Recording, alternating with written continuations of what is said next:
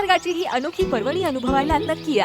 नांदूर मधमेश्वर अभयारण्य, महाराष्ट्रातील पहिलं रामसर स्थळ आणि हजारो पक्ष्यांचं माहेरघर. इथे आढळतात तब्बल 148 स्थलांतरित पक्षी प्रजाती सोबतच 150 हून अधिक स्थानिक पक्षी. नाशिक पासून अवघ्या 35 किलोमीटर अंतरावर असलेले नांदूर मधमेश्वर अभयारण्य आणि तिथला नयनरम्य परिसर निसर्गप्रेमींना मंत्रमुग्ध करतो. एकदा नांदूर मधमेश्वरला कुटुंबासह भेट द्यायलाच हवी. निवासाची सोय उपलब्ध आहे.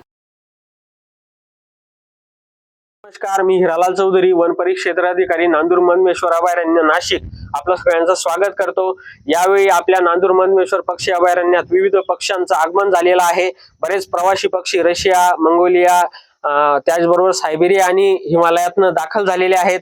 विविध बदक प्रजाती असतील, क्रेन असतील, स्टॉर्क असतील, हे आपल्याला बघायला मिळत आहेत. मी सर्व पर्यटक, पक्षी निरीक्षक आणि निसर्गप्रेमींना आवाहन करतो की नाताळच्या सुट्टीत आपण नांदूर मधमेश्वर अभयारण्याला भेट द्यावी. नाशिक पासून अवघ्या 40 किलोमीटर अंतरावर नांदूर मधमेश्वर अभयारण्य असून इथं निवासाची सुद्धा आम्ही उत्तम व्यवस्था केलेली आहे. तरी सर्व पर्यटकांनी, विद्यार्थ्यांनी आणि पक्षी प्रेमींनी भेट द्यावी. नमस्कार, मी गंगाधर आगाव. मित्रांनो, नांदूर मधमेश्वर अभयारण्य हे दरवर्षी आपण चर्चेत असतं.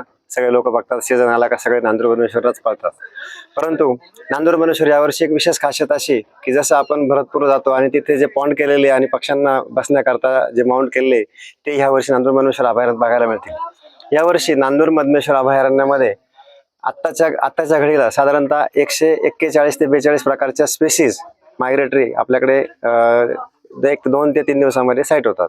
त्यामध्ये pintail wigeon, gadwall, shoveler, garganey, blackwing stilt असे विविध प्रकारचे पक्षी बघायला मिळतात. यावर्षी साधारणतः इतक्या प्रकारच्या पक्ष्यांना रोस्टिंगसाठी जागा तयार झालेल्या असल्यामुळे पर्यटकांना इथे पक्षी बघण्याची खूप मोठी सुवर्ण संधी वन विभागाने यावर्षी नक्कीच उपलब्ध करून दिलेली आहे.